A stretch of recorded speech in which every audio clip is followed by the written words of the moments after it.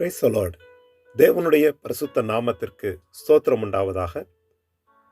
தேவன் நமக்கு பாதுகாப்பு, அவரே நமக்கு தஞ்சம், அவரே நமக்கு துணை, அவரே நம்மை நடத்துகிறார். கர்த்தர் நம்மை ஆசீர்வதிப்பாராக.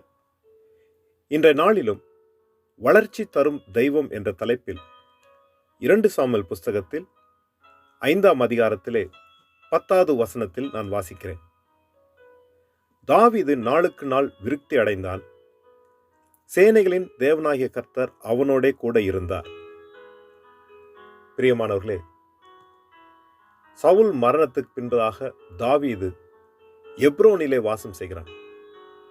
அவனிடத்திலே இஸ்ரவேலர்கள் கூடி வந்து, நீர் சவுல் ராஜா உயிரோடு இருக்கும் பொழுதே தேவனால் நடத்தப்பட்டு இஸ்ரவேல் ஜனங்களுக்கு மெய்ப்பனா இருக்கும்படிக்கு அபிஷேகம் பண்ணப்பட்டவர்.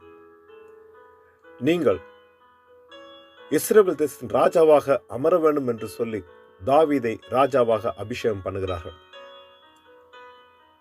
அவன் ராஜ்யபாரம் எடுத்த நாளிலிருந்து முன்பு இருந்தது போலவே கர்த்தர் அவனோட கூட இருந்து அவன் செய்கிற எல்லா காரியங்களிலும் ஜெயம் உண்டாகும்படிக்கு, அனுக்கிரகம் உண்டாகும்படிக்கு தேவன் நடத்துகிறார்.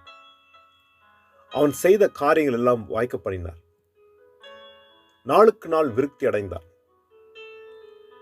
அவன் ராஜ்ய பாரத்திற்கு தேவையான எல்லா தகுதிகளையும் பெற்று அங்கு இஸ்ரவேல் ஜனங்களை நடத்தும்படியான அந்த கிருபையை தேவன் கொடுக்கிறார்.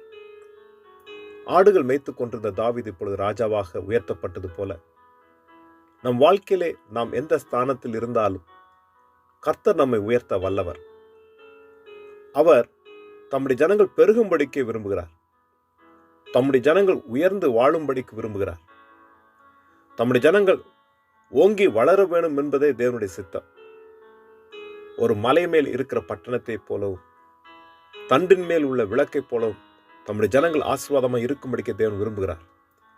யாபேஸ் தேவனுடைய சன்னிதானத்தை விண்ணப்பம் பண்ணின பொழுது தன் எல்லைகளை பெரிதாக்கும்படிக்கு கேட்டார்.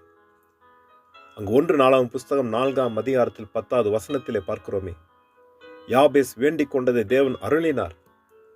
அவன் தன் எல்லைகளை பெரிதாக்கும்படிக்கு கேட்டான். கர்த்தர் அதை அருளினார். கர்த்தர் வளர்ச்சியை தருகிற தேவர். கர்த்தர் ஆரோக்கியத்தையும் சுகத்தையும் தருகிற தேவர். அவரை நம்பினவர்களுக்கு தேவன் கேடகமானவர். அவரிடத்திலே நாம் விண்ணப்பங்களை எடுப்போம். அவர் நம்மை உயர்த்துவார், ஆதரிப்பார். ஜெபம் செய்வோம்.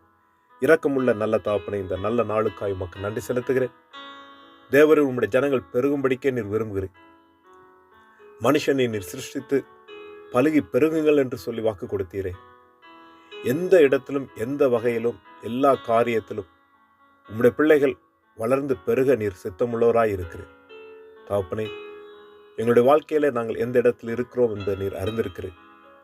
எங்களுக்குரிய உயர்வை நாங்கள் பெற்றுக்கொள்ளும்படிக்கு, எங்களுக்குரிய அந்த கனத்தை நாங்கள் பெற்றுக்கொள்ளும்படிக்கு தேவரின் கிருபையை பாராட்டுகிறார்.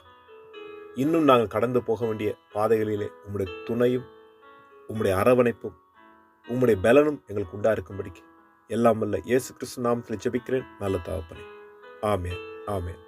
கர்த்தர் தாமே நம் அனைவரையும் நிறைவாய் ஆசீர்வதிப்பாராக. ஆமென்.